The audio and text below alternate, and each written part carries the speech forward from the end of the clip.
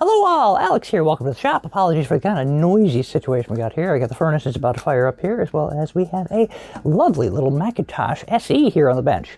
These things are fun little Macintosh computers. They're very 80s. This is a 86 model SE. I think this is a 5011, if I'm right. Yes, an M5011. So pretty bog standard SE. It's got a Motorola 68000 processor on board. It's got a little bit of RAM. I don't know all the specs of this one off the top of my head because Macintosh is not my forte. Dealing with Macintosh computers, I leave to the people who love the Macintosh platform. We have a lot of members in the club who love Macintosh, and therefore I kind of leave it to them. I kind of begrudgingly maintain a few machines in case we ever need them, but I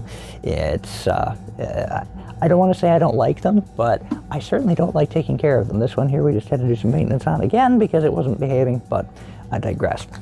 When we do find them up and about in the community, when people are getting rid of these, it doesn't happen all the time, but they do come up, and we had this little guy come up here. Jeez, heavy. This is pretty much the same computer. The only difference is this one is an SE SuperDrive, so it has a 1.44 meg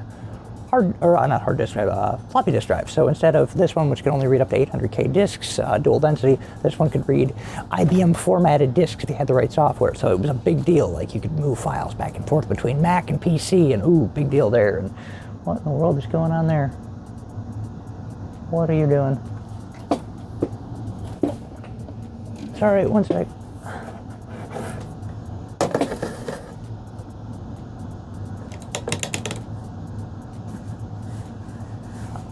I love Macintosh, I really do. We're just gonna give it a second. Here, you think about what you've done for a minute. So, when we get Macintosh computers in, the big problem now is that most of these computers that have been preserved had been preserved. We've kind of reached the limit of these things.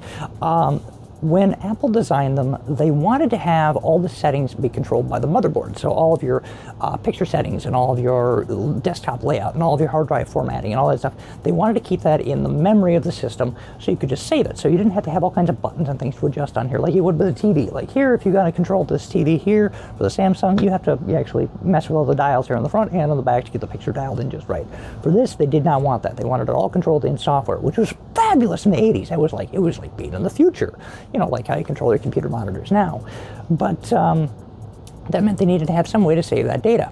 So they needed to put a battery on the motherboard in order to keep that data. So they went ahead and they got a battery, a rechargeable lithium-ion battery, very expensive at the time, that was designed to last essentially for the lifespan of the machine. It would last about 15 years, after which point it would be stable for another 10 or so. You may be noticing the problem here in that all these machines are now pressing well past 30 years old. In many cases, these things are pushing 40 years old. And that means that the batteries inside of them are popping. They're going boom, just like on the Amigas. And the batteries in question, even the nicer ones, tend to fail after this amount of time. And when they fail rather spectacularly. And as a computer with pretty much everything packed onto one board, they leave a mess. And so the SuperDrive machine here, this one I put on the floor here, sorry. This one distracted me. Set it back here so I don't break it further. Despite being in an awesome cosmetic condition otherwise, it probably has a working hard drive. I should probably swap that into this one. This one's finally cut out. The motherboard was not spared. I'll show you some pictures from earlier, but this is the actual motherboard here, and this is where the battery was.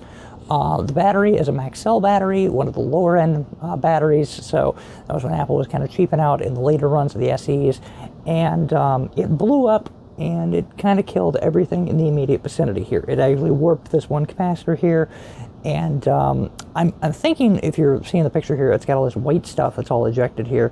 I'm thinking that's the inside of actually this capacitor. I'm thinking the acid from the lithium battery basically roasted the outside of this one and like chemically messed it up to the point that it failed and it ejected all that stuff out. As most of the battery acid went vertically, that went up actually into the case, into the power supply. So a lot of the damage that we'd expect on the board isn't actually present, because I think that this other capacitor, in the way that it died, kind of protected it, because it got then covered by the battery acid as it ripped back down. But still, there's a lot of damage on here, and this is going to be a real chore for somebody to try and repair. So this is kind of the fate of old electronics. A lot of old tech has batteries in it, and a lot of people don't realize that the batteries are in there. Now, granted, most newer systems are going to have coin cell batteries, which are much more stable. They don't blow up like these do, and they don't cause nearly as much damage, but they can still corrode, they can still leak, especially after very extended periods of time. We're talking 20, 25, 30 years, that kind of range. So if you have old video game systems, if you have, say, off the top of my head, if you've got a Sega Saturn with the battery cell inside of the back up there for it that hasn't been changed out ever, take a look at that. If you've got Sega Dreamcast, where they've got the batteries inside the little memory card unit, the MNU or whatever it is, you want to check into those. You want to kind of check into old computers you might have, especially anything that's from the 90s. Those tend to have a mix of the coin cell batteries. Some of them also have Rayovac style batteries, which are these little battery packed lithium ion cells. Camera battery packs in some cases. IBM was fond of those, and those can absolutely wreck your systems, even in climate-controlled storage. So, like, this one was clearly stored in a really nice place and kept it in a good shape, but the battery just ultimately, it just fails. They're old batteries and they fail, and then they do all kinds of damage, and then they kill them. So, I'm hoping that this can be repaired. Like I say, it's going to be a real chore for somebody to try and restore this one, because there's definitely going to be chip work, there's going to be trace work, there's going to be a lot of like abatement for corrosion. I mean, look at all the rust on that. That's just, it's not great. Probably fixable, as the amount of damage here is not widespread. A lot of boards get a lot of widespread damage as the stuff kind of corrodes and eats away underneath all these custom microchips. But even still, even a little bit of damage like this, especially on a board this packed, is bad news, very bad news.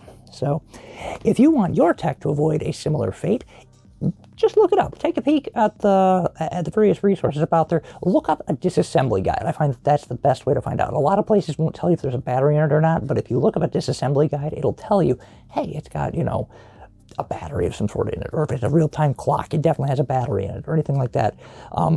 Dallas clock chips in old computers. Granted, they don't fail as spectacularly as these do, but they can leak down through the pins of the actual clock chip, because it's a battery inside of a chip circuit. So the clock chip and the battery are one package. And those can cause some serious damage. It's more rare, but it's possible. So once again, this is just me reiterating my hatred of batteries in all their form. I don't leave batteries in anything. When I get computers like this or stuff like that, consoles, all that sort of thing, I leave the batteries out. I figure unless I'm using it every single day, where I will notice when the battery dies on it finally, I'm not even going to put a battery in it. I would much rather reconfigure the date, the time, the clock, all that stuff, reset my video parameters if I have to for some of the color max or something like that. I'll do that every single time. I would rather do that every single time than risk leaving a battery in it thinking, oh, I'm going to use this again tomorrow, and then not using it for a year or two, and then the battery blowing up inside of it and killing it, because you never know. Even a new battery, even when manufactured today, has that chance that it will leak or fail or blow up, or some freak accident will happen to it, and it'll get crap all over your board, and then it eats it, and then it kills it. And they're not making more of these, unless there's some absolute freak kind of thing where Apple starts making new parts for these, which is not at all likely. What we have is kind of what we have, and there's a community backup for some of these things, but if the boards are gone, if the chips are gone, you're just kind of SOL, especially with a system like this where it's an SE, but it's not the high end. It's not an SE30, which is the high end of the Compact Macs. It's not a Color Classic. It's not a Classic 2. It's none of those desirable Compact Macs. And it's not an old Compact Mac like the Mac Plus, which also has a lot more community support.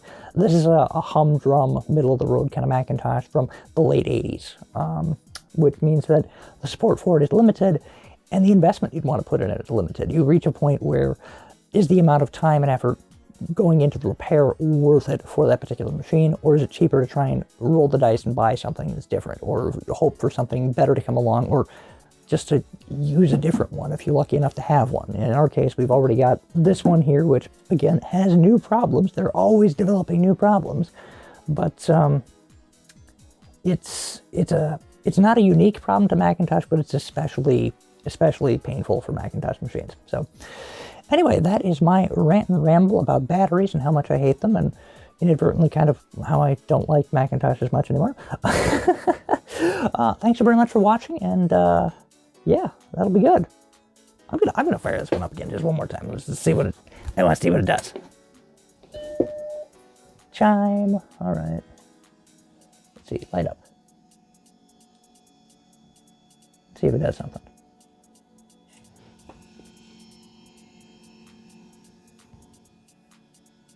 Noisy little bugger, that's for sure. These have a fan in them. Steve Jobs was notoriously opposed to fans in the early Macintosh computers. They didn't have them, and they would overheat and cause all kinds of problems, and they didn't live as long.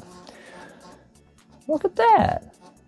It likes Macintosh System 6. Welcome to Macintosh.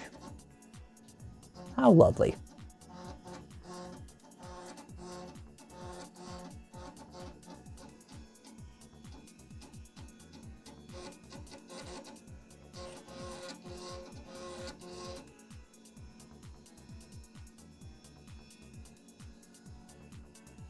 All right, well, it's up and running.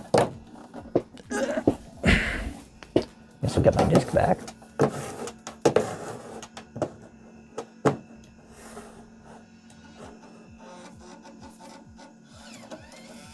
Thank you.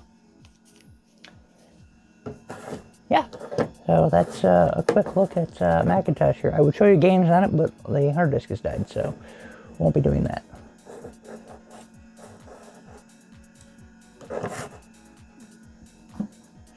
Bye. Thanks so much for watching. Have a tremendous night.